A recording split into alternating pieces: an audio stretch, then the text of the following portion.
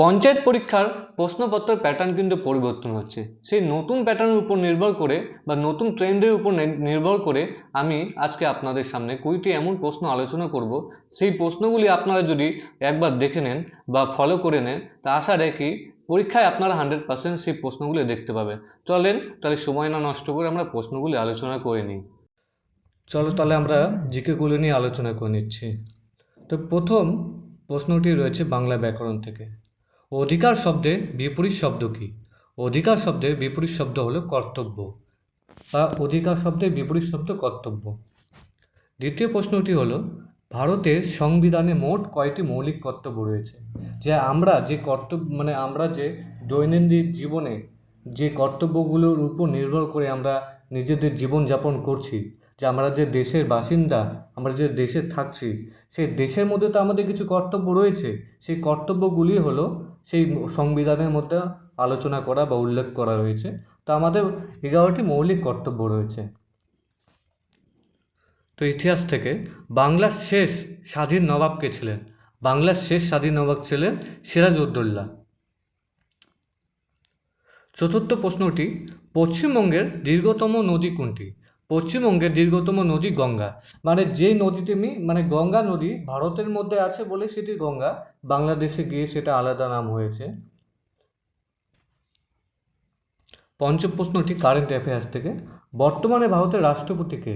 বর্তমানে ভারতের রাষ্ট্রপতি দ্রৌপদী মুর্মু। আপনারা সবাই চেনেন তাকে, ওনাকে।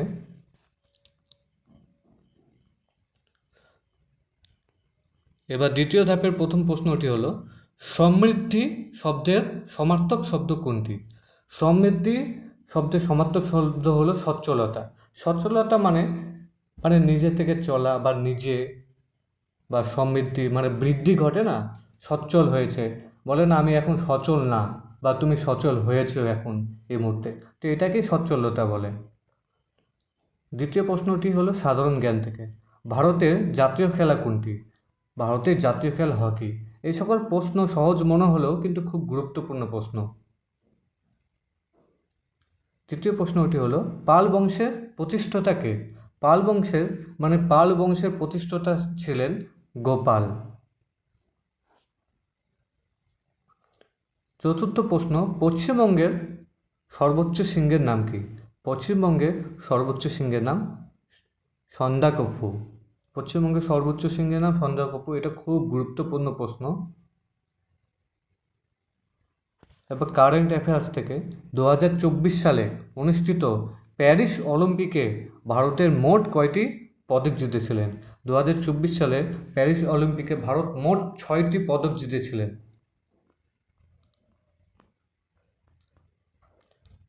এবার তৃতীয় ধাপের প্রথম প্রশ্ন বাংলা ব্যাকরণ থেকে। নদী শব্দের লিঙ্গ কি? নদী শব্দের লিঙ্গ, তো নদী, তো সবার মাথায় একটা ধারণা আসতে পারে যে নদীর আবার লিঙ্গ। হ্যাঁ, নদীর লিঙ্গ অবশ্যই আছে। নদী শব্দের যেহেতু লিঙ্গ এখানে আলোচনা করেছে, তো নদীকে যেহেতু আমরা মাতৃ হিসেবে ভাবি, মা হিসেবে ভাবি, তো নদী শব্দের লিঙ্গ হলো স্ত্রীলিঙ্গ। দ্বিতীয় প্রশ্নটি হলো ভারতের জাতীয় সঙ্গীত জনগণ মন কে রচনা করেন? ভারতের জাতীয় সঙ্গীত জনগণ মন রবীন্দ্রনাথ ঠাকুর রচনা করেন। অনেকেই কিন্তু কনফিউশন হয়ে যায়, অনেকে বলে নেতাজি, অনেকে বলে গান্ধীজি, অনেকেই অনেক নাম বলে, কিন্তু আসল উত্তরটি হলো রবীন্দ্রনাথ ঠাকুর। ইতিহাস থেকে এবার পলাশী যুদ্ধ কত সালে হয়েছিল বা সংগঠিত হয়েছিল? পলাশী যুদ্ধ 1757 সালে সংগঠিত হয়েছিল। চতুর্থ প্রশ্ন ভূগোল থেকে। পশ্চিমবঙ্গের রাজধানী কি বা কোনটিকে পশ্চিমবঙ্গের রাজধানী বলা হয়? যেমন আমাদের কলকাতাকে পশ্চিমবঙ্গের রাজধানী বলা হয়, দিল্লিকে আমাদের দেশের রাজধানী বলা হয়। এবার পঞ্চম প্রশ্ন পশ্চিমবঙ্গের বর্তমান রাজ্যপাল কে? পশ্চিমবঙ্গের বর্তমান রাজ্যপাল সিভি আনন্দ বোস। এটা খুব গুরুত্বপূর্ণ প্রশ্ন। এবার চতুর্থ ধাপের প্রথম প্রশ্নে যাচ্ছি বাংলা ব্যাকরণ থেকে। যথেষ্ট শব্দের শব্দের কোন ধরনের অব্যয়? যথেষ্ট শব্দটা, যথেষ্ট বিষয়টা আমরা কোন ক্ষেত্রে ব্যবহার করি? যখন আমাদের কোনো কিছু বেশি মনে হয়, যে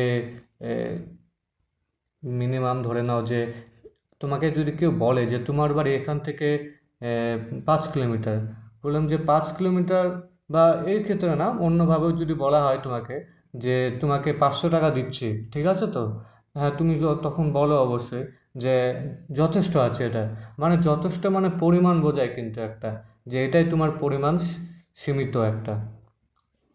দ্বিতীয় প্রশ্নটি হলো ভারতের সংবিধানে কোন অনুচ্ছেদ পঞ্চায়েত ব্যবস্থার কথা উল্লেখ রয়েছে, মানে ভারতের সংবিধানে কোন অনুচ্ছেদে পঞ্চায়েত ব্যবস্থার কথা উল্লেখিত রয়েছে?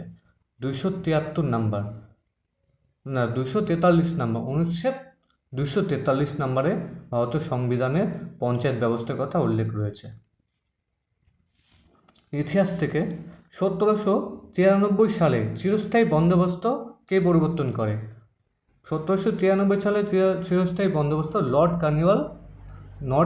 কর্নওয়ালিস প্রবর্তন করে। মানে এখান থেকে দুটা প্রশ্ন আসছে। প্রথম হলো চিরস্থায়ী বন্দোবস্ত কে পরিবর্তন করে বা প্রবর্তন করেন? Lord Cornwallis.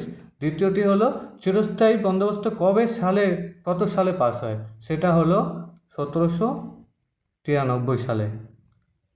এবার চতুর্থ প্রশ্ন হলো পশ্চিমবঙ্গের কোন জেলা ডুয়ার্স অঞ্চলে অন্তর্ভুক্ত নয়? ডুয়ার্স অঞ্চলে অন্তর্ভুক্ত নয়, অবশ্যই সেটা দার্জিলিংয়ে হবে।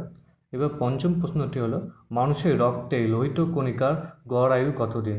মানুষের রক্তে লোহিত কণিকার গড় আয়ু 120 দিন। এটা খুব গুরুত্বপূর্ণ প্রশ্ন, তোমরা মিলিয়ে নেবে, যে কোনো একটা পরীক্ষা এসেছে, ভবিষ্যতেও আসবে। তো যাই হোক, এতগুলি প্রশ্ন আলোচনা করলাম। আমি আশা করি যে এই প্রশ্নগুলি তোমার অবশ্যই কাজে লাগবে, তোমরা এটি সেভ করে রাখতে পারো এবং বন্ধুদের কাছে শেয়ার করে নিতে পারো বা নিজে শেয়ার করে রাখতে পারো কোনো জায়গায়। আজকের প্রশ্নগুলো নিয়মিত প্র্যাকটিস করলে পরীক্ষায় ভালো ফল করার সম্ভাবনা অনেক বাড়বে। হ্যাঁ, সে তো অবশ্যই বাড়বে তোমাদের। আর আমাদের লক্ষ্য হলো একসাথে শিখবো, একসাথে সফল হব। আজকের এই 20টি গুরুত্বপূর্ণ বাছাই করা প্রশ্ন উত্তরগুলি কেমন লাগলো আপনাদের, তো অবশ্যই কমেন্টে জানাবেন। এবং এরকমই গুরুত্বপূর্ণ আপডেট ও প্রশ্নপত্র নিয়ে আলোচনা পেতে হলে আমাদের চ্যানেলটি পাশে থাকবেন। ধন্যবাদ। জয় হিন্দ।